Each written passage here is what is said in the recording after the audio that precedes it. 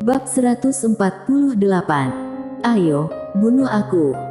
Semua orang langsung tercengang. Lebih tepatnya merasa ketakutan. Terutama para prajurit, mereka sudah sangat ketakutan, karena tidak ada orang yang menyadari mereka dibunuh dengan cara apa. Bahkan Hansling dan lainnya juga kaget dan merasa sangat menakutkan. Prajurit tahu dunia kegelapan. Mileye menoleh ke arah Jenny Lu. Jenny Lu diam sejenak, lalu menggelengkan kepalanya. Kita harus bertahan hingga pagi hari. Malam hari ini, mereka akan mengandalkan teknik pelatihan bergabung dengan kegelapan membuat orang lain tidak menyadari keberadaan mereka. Pagi hari, Mileye mengerutkan kening. Jika menunggu sampai pagi, bukannya akan ada banyak prajurit kerajaan Jiang yang meninggal. Pada saat ini, terdengar suara jeritan histeris dari luar kamp militer. Melihat kondisi ini, ekspresi wajah Nadia Jiang langsung masam. Seketika, Mileye langsung terdiam, karena dari pintu masuk pagoda penjara alam lantai 2 mendadak melayang selembar kertas. Ada gambar sepasang mata di atas lembaran kertas. Mata manusia. Mata pedang dirinya. Berpikiran demikian, dia langsung menenangkan hati. Beberapa saat kemudian, dia bisa merasakan jelas semua aura yang ada di sekitar. Tiba-tiba, Mileye menoleh kepala dan membuka sepasang matanya. Seraas, seraas. Dua cahaya pedang langsung menembak keluar. Terdengar suara ledakan kuat di belakang prajurit, kemudian sebuah sosok langsung terhempas ke belakang. Pada saat ini, sebuah pedang langsung menembak keluar. Seraas. Di permukaan tanah muncul darah dan muncul seorang pria berbaju hitam di depan semua orang. Mileye melambaikan tangan kanan, pedang keindahan spiritual terbang ke hadapannya, kondisi langsung kembali tenang. Semua prajurit langsung bersiaga dan bercucuran keringat dingin. Ada kalanya, mati tidaklah menakutkan, yang paling menakutkan adalah sela waktu menunggu kematian.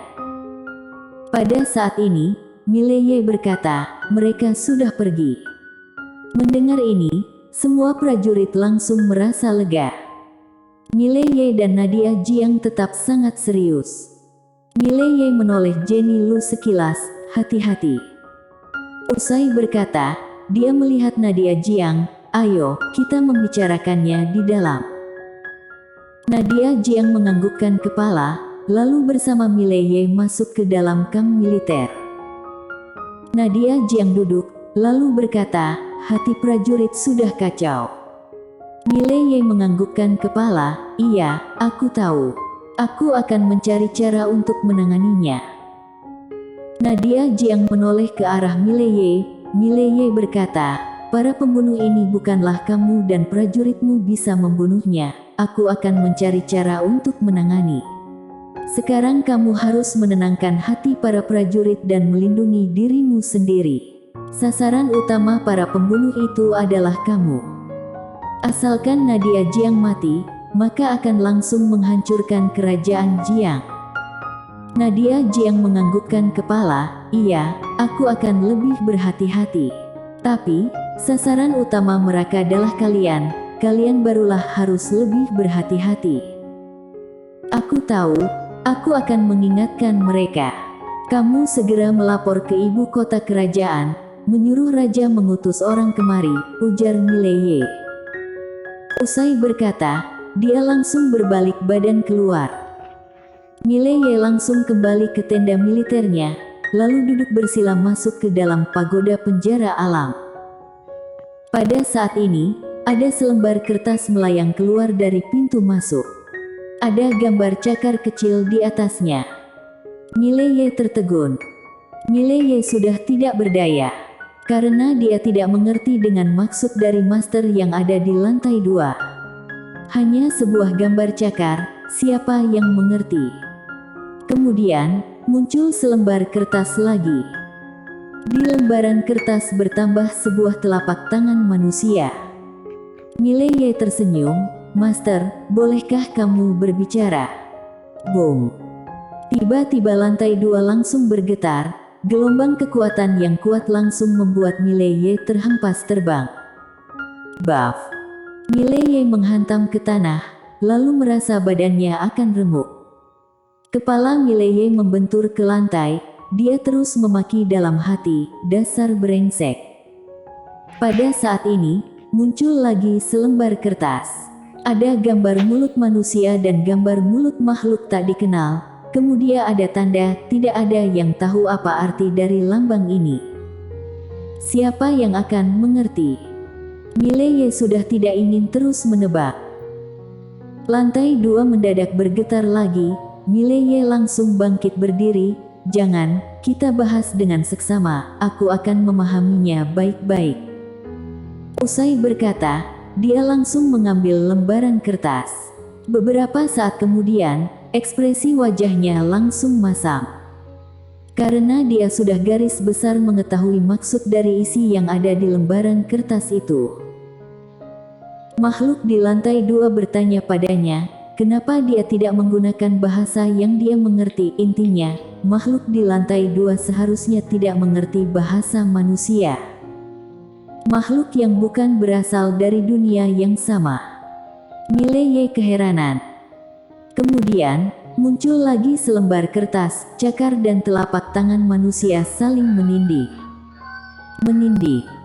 Mileye mengerutkan kening sangat lama. Pada saat ini, lantai 2 mendadak bergetar lagi. Ekspresi wajah Mileye langsung berubah dan berkata, "Aku sudah tahu." Lantai 2 kembali tenang. Mileye berkata dengan hati-hati, "Maksudmu, kamu ingin menyatu denganku? Atau, kamu ingin meminjam badanku untuk keluar?" Pada saat ini, muncul selembar kertas yang berisi tanda centang. Mileye terdiam. Merasuki badan. Mileye teringat dua kata ini.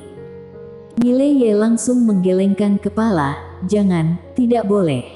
Merasuki badan. Hal yang sangat menakutkan. Sebelumnya dia pernah mendengarkan, master kuat bisa merebut tubuh orang lain, lalu menguasai tubuh itu. Apabila makhluk ini melakukan hal seperti ini, bukannya akan gawat. Muncul selembar kertas lagi. Mileye dan makhluk di lantai 2 terus berkomunikasi. Sekitar 1 jam kemudian, Mileye duduk lemas di lantai. Sangat melelahkan. Terutama ketika dia salah menjawab, master di lantai 2 pasti akan langsung memukulnya. Dia ingin melawan, tapi tidak sanggup. Akhirnya, Mileye melihat pintu masuk lantai 2 sekilas lalu berkata, "Begini saja, kita ikuti saja peraturan dulu. Dalam 1 bulan kamu boleh keluar 2 kali. 1 kali kamu boleh sesuka hati keluar, dan satunya lagi adalah aku memohonmu keluar, boleh." Beberapa saat kemudian, muncul selembar kertas yang berisi tanda centang. Melihat kondisi ini, Mileye langsung merasa lega. Dia juga tidak ingin seperti ini, tapi kondisi sudah mendesak. Karena makhluk yang ada di lantai 2 bukanlah makhluk biasa. Jika dia tidak setuju, tidak tahu apa yang akan dilakukan oleh makhluk lantai 2 ini. Sekarang dia tidak boleh menyinggungnya. Mileye meninggalkan pagoda penjara alam. Dia pergi ke kamar Jenny Lu. Jenny Lu sedang memakan roti dan bawang. Mileye duduk di depan Jenny Lu. Apakah ada organisasi pembunuh yang mirip seperti dunia kegelapan di benua Dewa Daratan Tengah? Jenny Lu berhenti mengunyah, kemudian mulai berpikir dan menganggukkan kepala. "Ada." Mileye langsung bertanya, "Apakah boleh mengundang mereka datang ke sini?" Jenny Lu menggelengkan kepala, "Tidak bisa." "Kenapa?" Mileye keheranan. Jenny Lu melirik Mileye sekilas, "Bayaran terlalu mahal. Lalu, para pembunuh ini sangat serakah. Mungkin bisa mengundang, tapi mengantar mereka pergi akan sangat susah. Hal ini harus kita selesaikan sendiri." Mileye diam. Dia tidak takut para pembunuh ini, karena ada mata pedang, para pembunuh tidak berani mendekatinya. Dia juga menyadari, kalau para pembunuh ini menampakkan diri, kekuatan bertarung akan melemah. Hal yang paling penting adalah dia bukan sasaran utama para pembunuh ini, hanya saja akan membunuh banyak prajurit kerajaan Jiang. Sebenarnya, tidak hanya para prajurit, Hansling dan lainnya juga sangat bahaya. Sekarang Hansling dan lainnya selalu berkumpul, mereka tidak berani berpisah karena itu akan sangat berbahaya. Pada saat ini, terdengar suara dari paviliun Zuixian, "Saudara, ayo keluar untuk berjumpa denganku." Ketua Paviliun 5. Mileye terdiam sejenak, lalu keluar dari kamar bersama Jenny Lu. Di luar kamar, Ketua Paviliun 5 tersenyum, lalu mengeluarkan sebuah cincin penyimpanan ke hadapan Mileye. "Semua benda yang saudara inginkan, aku sudah berusaha untuk mendapatkannya." Mileye sedikit kaget, "Senior, cepat sekali." Ketua Paviliun 5 tersenyum berkata, "Kamu mungkin tidak mengetahuinya, setelah mengetahui kamu sangat terburu-buru, Ketua Paviliun 2 langsung menyebarkan informasi ke seluruh paviliun Zuixian yang ada di benua Dewa Dataran Tengah untuk mencari barang yang kamu butuhkan, makanya secepat ini." Mendengar ini, Mileye langsung membungkukkan badan kepada Ketua Paviliun 5, "Terima kasih, aku akan selalu mengingat kebaikan ini." Usai berkata, dia menoleh ke arah Jenny Lu. Jenny Lu menganggukkan kepala lalu memanggil Hansling dan lainnya datang. Beberapa saat kemudian, semua orang memberikan koin emas kepada Ketua Paviliun 5. Ketua Paviliun 5 tidak menolaknya dan menerima koin emas. Selanjutnya, dia mengeluarkan sebuah botol putih di depan hadapan Mileye dan lainnya. Pil Harmoni Dewa. Melihat obat ini, Hansling dan lainnya langsung semangat.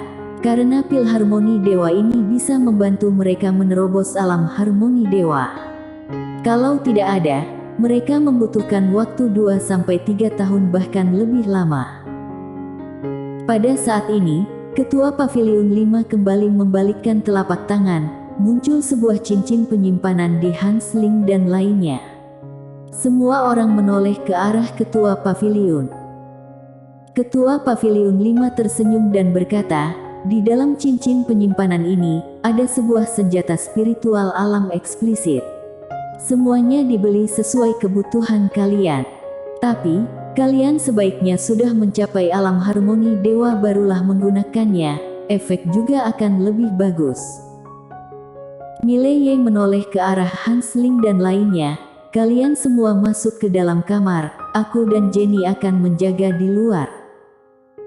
Ketua Paviliun 5 diam sejenak, lalu berkata, "Saudara, sekarang menerobos mungkin akan sangat berbahaya." Mileye menggelengkan kepala, "Selanjutnya, kami tidak punya waktu lagi. Mereka tidak akan memberikan kami waktu, jadi kalau bisa diselesaikan dengan secepatnya." Ketua Paviliun 5 menganggukkan kepala, "Betul juga." Setelah itu, dia diam sejenak dan lanjut berkata, "Mile, ada kabar yang aku dapat di benua Dewa Dataran Tengah. Kali ini Akademi Changmu dan dunia kegelapan benua Dewa Dataran Tengah akan mencarimu." Mileye tersenyum, "Aku terkenal juga." Ketua Paviliun 5 berkata dengan serius, "Mile, kamu memiliki Dewa Pedang sebagai backingan, mereka tidak mungkin berani meremehkanmu. Sekarang mereka sedang bekerja sama dengan Kerajaan Dayun, aku berharap kamu dan Kerajaan Jiang bisa lebih berhati-hati." Mileye menganggukkan kepala, "Terima kasih senior." Ketua Paviliun 5 menganggukkan kepala, "Oh iya, Paviliun Zuixian sudah mengutus 20 prajurit Tao Paviliun Zuixian datang ke sini, paling lambat besok akan sampai." Mendengar ini, Jenny Lu dan lainnya langsung kaget. Kali ini, Paviliun Zuixian sudah bertekad untuk mendukung Mileye. Sebenarnya juga hal yang wajar, karena Paviliun Zuixian sudah banyak membantu Mileye dan wanita misterius itu.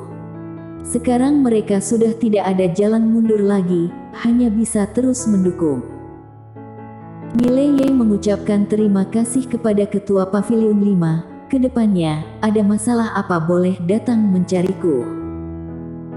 Ketua Paviliun 5 menggelengkan kepala, jujur saja, Paviliun Zuixian ingin menjalin hubungan baik denganmu, tapi semua ini karena rasa persahabatan. Jangan banyak basa-basi lagi, kamu harus lebih berhati-hati. Usai berkata, dia langsung berbalik badan menghilang dari tempat. Mileye melihat ke arah Hans Ling dan lainnya yang akan masuk ke dalam kamar. Pada saat ini, Mileye mendadak berteriak, keluar kota saja. Semua orang menoleh ke arah Mileye dengan ekspresi bingung. Mileye tersenyum, kalau kita menerobos di depan mereka, aku yakin mereka pasti akan datang menghentikan kalian. Hans Ling diam sejenak dan berkata, Kak, perlukah sampai seperti ini? Mileye tersenyum, iya, kita harus lebih berani. Tenang saja, kalau mau mati, aku pasti akan mati pertama.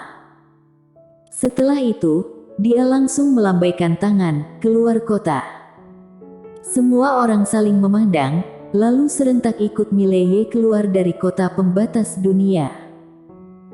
Di sebuah tanah kosong, Hans Ling, Bennett Mo dan lainnya langsung menelan pil harmoni dewa dan duduk bersila di lantai. Di kejauhan, Mileye dan Jenny Lu menjaga mereka. Mileye mengeluarkan pedang keindahan spiritual, lalu melihat kondisi di sekitar dan berteriak kuat, jangan sembunyi lagi, mohon kalian bunuh aku. Wush! Deru pedang Tao langsung menggema di langit. Bersambung.